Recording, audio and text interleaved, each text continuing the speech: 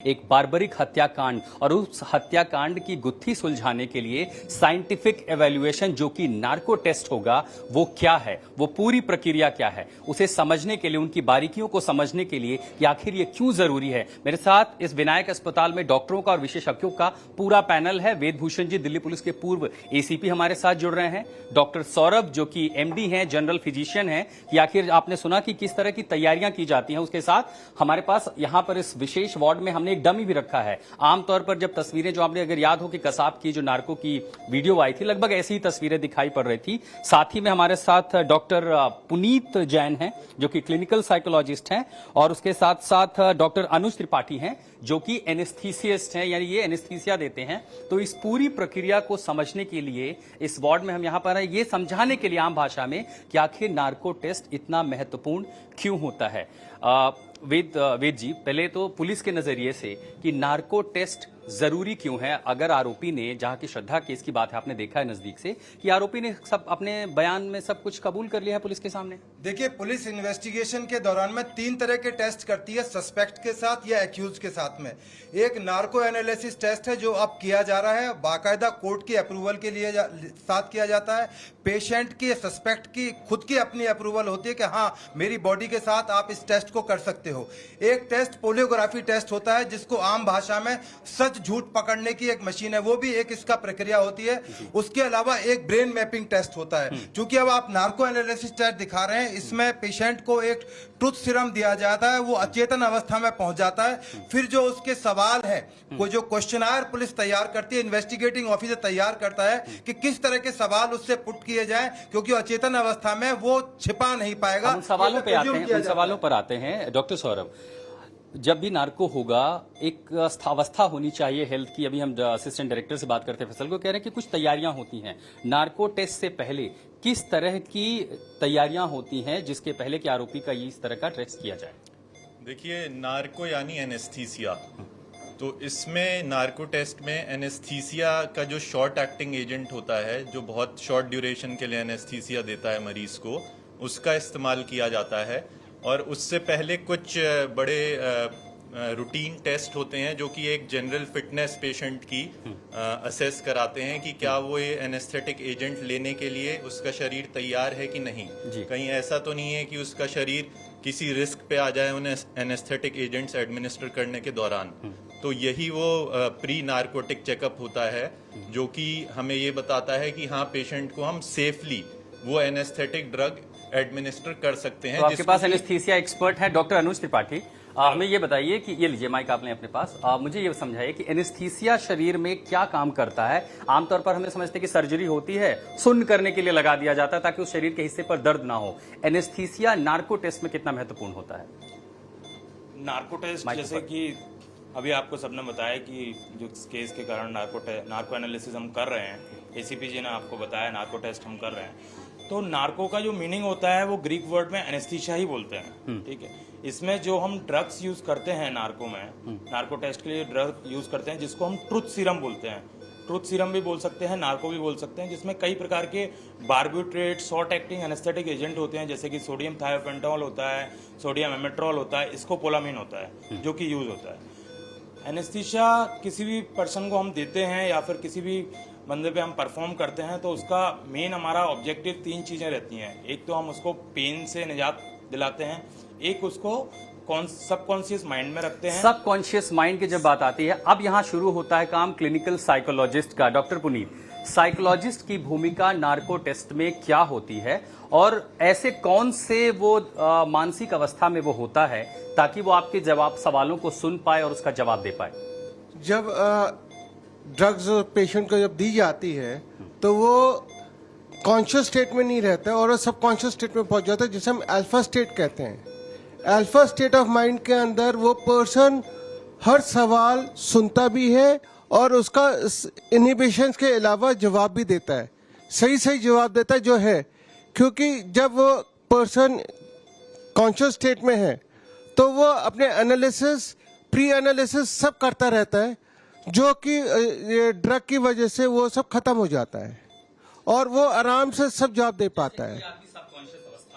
जी। तो हम आमतौर पर जब बात कर रहे हैं, मेरे लंबे सवालों को आप सुन और समझ सकते हैं। नार्को के टेस्ट के लिए एक आदमी जो सबकॉन्शियस अवस्था में है, हाँ। उससे कितने सवाल पूछे जा सकते हैं, सवालों का जो ड्यूरेशन है वो कितना होता है, कितने शब्द होते हैं, और वो जो जवाब देता है वो कैसे होते हैं, और उस पर कितना रिलाई किया जा सकता है? सवाल छोटे छोटे होते हैं, क्योंकि जो सब्जेक्ट होता है वो पूरा सवाल पूरे क्वेश्चन को नहीं सुन पाता, तो इसलिए उसको हमेशा छोटे छोटे क्वेश्चंस के अंदर पुटअप किया जाता है और छोटे छोटे सवाल किए जाते हैं, छोटी छोटी चीज़ें पूछी जाती हैं, और उसको बार बार एक ही क्वेश्चन को दो या तीन दफ़ा भी दोहराया जाता है, जिससे कि हम ट्रुथ पे आ पाए। साथ के साथ हमारी ब्रेन मैपिंग भी होती है और दूसरी चीज़ें भी होती हैं, जिससे कि वो सब की सब चीज़ें उनकी सब मैच करें। वेद जी, आपने कई सारे केस में इन्वेस्टिगेशन किया है। नार्को से पहले, अगर जहां तक मुझे याद है, देखिए श्रद्धा केस में जो आफ्ताब है उससे कई सारे सवाल किए गए हैं, उसने अपना अपराध कबूला है। नार्को टेस्ट में पुलिस को ऐसा क्या हासिल होगा जो इस केस में महत्वपूर्ण कड़ी बन सकता है, या जिसका साइंटिफिक या कानूनी ऐसा मामला हो कि जो अदालत में साबित हो सके? देखिए, नार्को एनालिसिस टेस्ट जो है कंक्लूसिव पीस ऑफ एविडेंस नहीं है। ये आपकी इन्वेस्टिगेशन को कोरोबरेट करने के लिए या कंट्राडिक्शन के लिए इस्तेमाल किया जाता है। ड्यूरिंग क्वेश्चनायर जो उससे सवाल पूछे जाएंगे, उसके दौरान जो बताएगा, रिवील करेगा, उनके बिना पर कोई फैक्ट्स की रिकवरी होती है। जैसे चक्कू की रिकवरी होनी है, उसके हेड को आपने कहाँ थ्रो करा, बॉडी के डिफरेंट पार्ट्स को कहाँ भेजा, आपने उसके मरने के बाद में क्या आपका रिएक्शन था, बॉम्बे कब गए, आपने इससे पहले उसकी जो प्रीवियस उसकी जो हिस्ट्री थी, आप श्रद्धा को कैसे जानते। कुछ ऐसे सॉफ्ट क्वेश्चंस इनिशियली पूछे जाते हैं जिससे कि ये पता लगे कि ये अचेतन अवस्था में पहुंचा है या नहीं पहुंचा है। क्या ऐसा हो सकता है कि जो पुलिस के सामने आफ्ताब ने बयान दिए उनमें से मैनिपुलेट करने के लिए, गुमराह करने के लिए दिए हों, और नार्को टेस्ट में अगर उसने तब झूठ बोला, वही सवाल नार्को टेस्ट में वो सही तरीके से बता सके? हाँ, बिल्कुल, इसी की कंफर्मेशन करने के लिए, क्योंकि अदालतों में ये सवाल पूछे जाएंगे कि आपने टेस्ट के दौरान में किस प्रक्रिया से आप गुजरे, क्या आपने क्वेश्चंस किए, उसकी क्या रिकवरी हुई, फैक्ट्स की क्या रिकवरी हुई। अब जो क्वेश्चन है, सपोज करो आफ्ताब से पूछा जाए कि आपके फादर का नाम क्या आलम था, तो वो यदि बताएगा नहीं है, सही है, तो डिसाइड होगा कि अचेतन अवस्था में पहुंच गया है, नहीं पहुंच गया।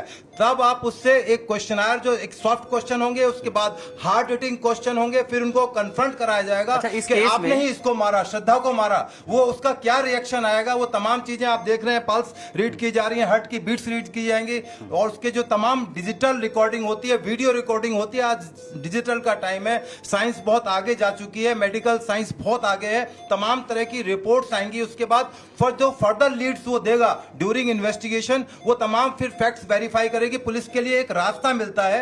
नार्को, आपको याद होगा तेलगी घोटाला एक बहुत बड़ा केस था, उसमें नार्को ये आम केस में नहीं किया जाता, नॉर्मल केस में नहीं किया जाता। मैं आता हूं सर, एक बारीकी उन्होंने बात की, ये जो हम शरीर पर इस तरह के टेस्ट में देखते हैं कि ये पल्सेस लगाए गए हैं, मीटर लगाए गए हैं, ये क्या रिकॉर्ड करते हैं और क्या, क्योंकि देखिए कुछ एक्सपर्ट्स ऐसे हैं जो पॉलीग्राफ टेस्ट को भी चीट कर जाते हैं, क्या श्रद्धा केस में ऐसी संभावना है कि आफ्ताब इस टेस्ट को भी चीट कर सकता है? जिस तरह अगर उतनी इस तरह बातें बनाई हैं, पुलिस को भी मेहनत हो रही है सबूत जुटाने में, क्या संभव है कोई ऐसी मेडिकल अवस्था में नार्को टेस्ट भी चीट कर सकता है? जी बिल्कुल, ये बहुत ही अच्छा सवाल आपने रखा है, और ये पाया गया है कि कुछ इंडिविजुअल्स में ऐसी कैपेसिटी होती है कि वो नशे की अवस्था में, अचेतन अवस्था में भी झूठ बोलने की एक क्षमता रखते हैं। अगर उनसे सवाल पूछा जा रहा है तो उसको भी वो ब्लफ कर सकते हैं, भले ही वो नार्को टेस्ट के दौरान हो।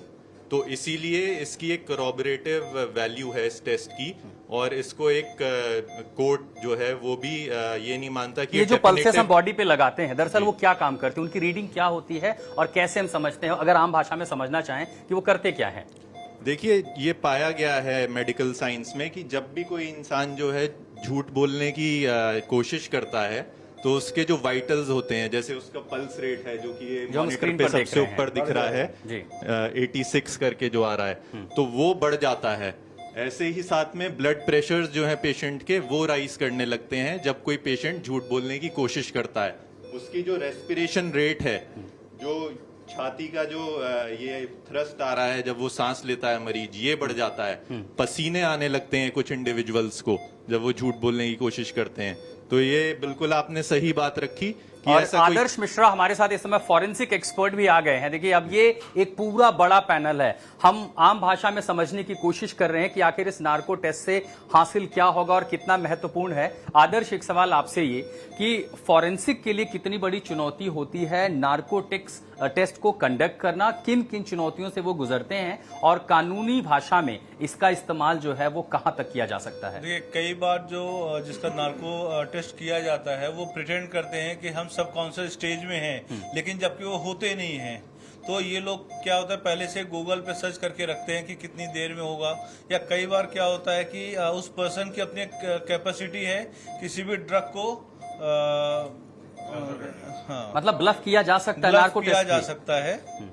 लेकिन देखो, जो पहली बार जिसके साथ हो रहा है तो इतना चांसेस नहीं है कि वो कर पाएगा, बट देखो पॉसिबिलिटी उस चीज की बिल्कुल है। और अगर ऐसे केस होते हैं डॉक्टर पुनीत, तब मनोचिकित्सक का काम आता है कि अगर कोई पेशेंट ब्लफ कर रहा है नार्को टेस्ट, ये कैसे सुनिश्चित किया जाता है कि उस अवस्था में भी सही सवाल पूछ के सही जवाब निकलवाया जा सके? वही जो क्वेश्चन एक दफा हमने जो पूछा है उसी को घुमा फिरा करके 3-4 दफा पूछना पड़ता है, तो उससे उसका सही आंसर निकलने की संभावना ज्यादा बढ़ जाती है।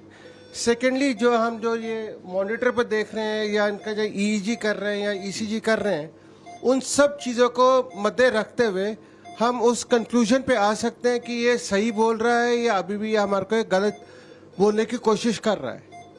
तो आदर्श, मुझे बताए कितने लोग होते हैं नार्को टेस्ट जब होता है जो सवाल पूछते हैं? सवाल में जो पेस होता है वो कितना होता है, टोन कितनी होती है, शब्द कितने होते हैं? देखो, जनरली तो ज्यादा घुमा फिरा कर क्वेश्चंस नहीं पूछे जाते, क्योंकि अगर घुमा फिरा के क्वेश्चंस पूछेंगे तो हो सकता है जिसका कर रहे हैं उसको समझ ही ना आए, क्योंकि वो एक अलग कंडीशन में भी लेटा हुआ है। तो जनरली यस और नो या उसी से रिलेटेड ही क्वेश्चन पूछे जाते हैं, जैसे क्या आपने हथियार कहाँ रखा है, या जिससे छोटे छोटे आंसर्स मिल सके। क्या उसमें जो पुलिस ऑफिसर होते हैं, इन्वेस्टिगेटिव ऑफिसर, वो भी शामिल होते हैं सवाल पूछने बिल्कुल के लिए? होते हैं, साइकोलॉजिस्ट भी होते हैं, पुलिस ऑफिसर होते हैं, फोरेंसिक एक्सपर्ट होते हैं, एनेस्थीसिया के डॉक्टर्स होते हैं। तो बिल्कुल वैसा ही पैनल हमारे पास है। वेदभूषण जी, अगर आफताब ऐसे जब बेड पर लेटा होगा, पहले वो कौन से सेट के सवाल होंगे इस केस को देखते हुए जो आपको लगता है जो पुलिस पूछने की कोशिश करोगे? जैसा आदर्श ने बताया कि जवाब चूंकि हाँ और ना में निकालना है, तो वो कौन से सवाल होंगे जिन पर पुलिस फोकस कर सकती है? देखिए, इन्वेस्टिगेटिंग ऑफिसर की अपनी टेक्निक्स है, उसका विजडम है कि किस तरह का क्वेश्चनर वो तैयार करते हैं।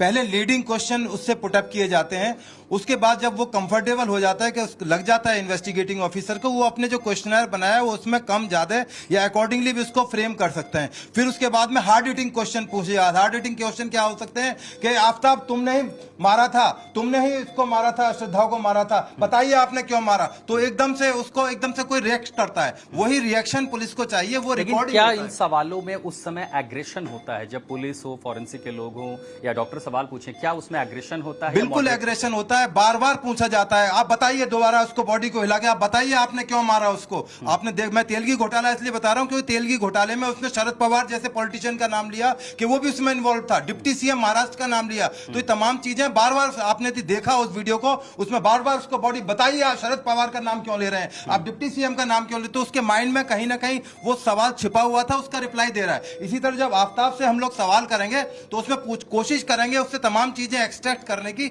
जो इन्वेस्टिगेशन के लिए हमें जरूरी है। जरूरी नहीं कि जो क्वेश्चनर हम बना के ले जा रहे हैं वही काम आए, हो सकता है वो पहले उन चीजों का जवाब देते हो, क्वेश्चन का मायना कोई रद्द नहीं जाता। ये आईओ के विजडम और उसका जो रेस्पॉन्स है, किस तरह से आईओ इंटेलिजेंटली अपने सवालों को कर सकता है, एक्सट्रैक्ट कर सकता है। आप सब लोग तो हमारे सहायक है, हमारी मदद के लिए है कि इसकी बॉडी में किस तरह के चेंजेस आ रहे हैं, कहीं इसकी बॉडी कोलैप्स ना कर जाए, अदालत में पुलिस की जिम्मेदारी होगी, वो तमाम हमारी मदद के लिए है। Basically it's a framework of IO only. Doctor साहब, अभी इन्होंने एक बात कही कि मेडिकल कंडीशन बहुत जरूरी होगी, क्योंकि अदालत भी देख रही है उसके सामने और कई बार आपको उसकी जान माल की जो जिम्मेदारी वो पुलिस की है। क्या मेडिकल अवस्था बिगड़ने की स्थिति भी होती है नार्को में, और अगर वो होती है वो कौन सा स्टेट होता है? हाँ, बिल्कुल हो सकती है कि पेशेंट की उस समय जो स्थिति है, जो सब्जेक्ट है उसकी जो स्थिति है वो बिगड़ जाए, तो उसके लिए पूरे प्रिकॉशंस लिए जाते हैं, सारी तैयारियां रखी जाती हैं, उसी हिसाब से पेशेंट को मैनेज किया जाता है। उस समय पे अगर कोई दिक्कत आती है, ये जो मॉनिटरिंग्स चल रही हैं, ये सारे वाइटल पैरामीटर्स जो शरीर के हैं, पल्स हो गया, ब्लड प्रेशर्स हो गए, ऑक्सीजन सैचुरेशन रेट्स हो गए पेशेंट के, उन सब की कांस्टेंट मॉनिटरिंग करी जाती है, जिससे कि एनेस्थेटिक एजेंट की ओवरडोज होने पर बाई चांस, वैसे तो पर केजी बॉडी वेट के हिसाब से कैलकुलेशन करते हैं एनेस्थेटिस्ट, और एक क्वालिफाइड एनेस्थेटिस्ट हमेशा बने रहते हैं, लेकिन तब भी अगर जरूरत पड़ती है तो एक वेंटिलेशन सिस्टम जैसे कि हमने यहाँ पे यहाँ भी रखा हुआ है, दर्शाया ventilator हुआ system में हमारे पास है, backup ये है। हमेशा स्टैंड बाय पे रहता है कि पेशेंट को अगर कोई भी रेस्पिरेटरी प्रॉब्लम आती है या फिर कहीं बीपी वगैरह उसका क्रैश करता है तो उसको तुरंत जो है रेजिस्टेट किया जा सके और वापस लाया जा टेस्ट सके। को रोक दिया जाता है जी। यदि उसकी लाइफ खतरे में आ रही है तो डॉक्टर्स तुरंत बताएंगे कि तुरंत इसको तमाम चीजों को हटाओ, इसको नॉर्मल होने दो, दोबारा वी विल स्टार्ट, क्योंकि ये पुलिस को 5 दिन का टाइम दिया गया है, इसलिए दिया गया है कि बाय द वे आज आफ्ताब पर हमारा टेस्ट कामयाब ना हो पाए, ये बॉडी इसकी रजिस्ट ना कर पाए, ना ले पाए इन तमाम वैसे चीजों ऐसी को। संभावना कम होती है कि कम होती पुलिस है। कहे कि हमें तो सवाल आपको चूंकि पूछने इतने हैं, expert क्या होते हैं डॉक्टर तब परमिशन बस- फिर भी देंगे कि अगर अवस्था खराब है तो भी आप सवाल पूछते रहें? नहीं, ऐसे में बिल्कुल प्रोसीजर को रोक दिया जाता है, क्योंकि पेशेंट की जो लाइफ है वो एटमोस्ट है। अगर वो प्रूव भी हो जाता है कि वो जो है क्रिमिनल है या उसने क्राइम कंडक्ट किया है, उसके बाद भी कोर्ट ऑफ लॉ ये परमिशन नहीं देता कि आप उसके साथ जो है अगली प्रक्रिया, मान लीजिए अगर रुक गया हमें दोबारा करना है, वो अगली कब कर सकते हैं, कितने अंतराल के बाद कर सकते हैं?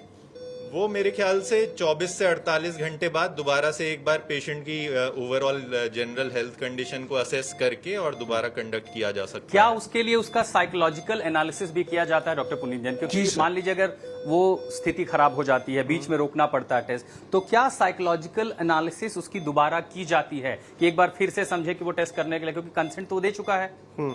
वो उसका फिर से साइकोलॉजिकल सारा मेंटल सारा फिजिकल चेकअप होता है। जब वो सारे पैरामीटर्स ओके होते हैं तभी हम उसके ऊपर टेस्ट कर सकते हैं। अगर वो जो पैरामीटर्स ओके नहीं है, that means the subject is not ready, so we have to wait for some more time. जब तक जो एनेस्थेटिक्स एजेंट होते हैं उनका अफेक्ट, जैसे हमने आज इसका टेस्ट किया, आफ्ताब का आज टेस्ट हुआ, जो भी एनेस्थीसिया में हमने ड्रग दिए और उसकी वजह से उसकी तबीयत खराब हुई या फिर हमें रिसक्सीडेट करना पड़ा पेशेंट को, तो जब तक वो ड्रग्स का अफेक्ट वॉश नहीं हो जाता है बॉडी से, तब तक हम उसे परफॉर्म नहीं कर सकते। हम फिर से प्री एनेस्थेटिक एग्जामिनेशन उसका करेंगे कि हम वो ड्रग्स देने के लिए दोबारा से तैयार है, पेशेंट लेने के लिए तैयार है कि नहीं है, उसके बाद ही हम परमिशन देंगे कि हम फिर उसका नार्को टेस्ट कर सकते हैं। और ऐसे में वो कौन सी अवस्था होती है जब आप ये गो अहेड देते हैं कि अब वो दोबारा जो है टेस्ट करने के लिए तैयार है? डॉक्टर साहब, वो वही जैसे डॉक्टर अनुज ने बताया कि एक बार दोबारा से रीअसेस किया जाता है कि पेशेंट की कंडीशन फिट है कि नहीं है दोबारा से नार्को एजेंट्स लेने के लिए, और अगर उस चेकअप में वो क्लियर होता है तो फिर उसको दोबारा हम लोग नार्को टेस्ट के लिए ले सकते हैं।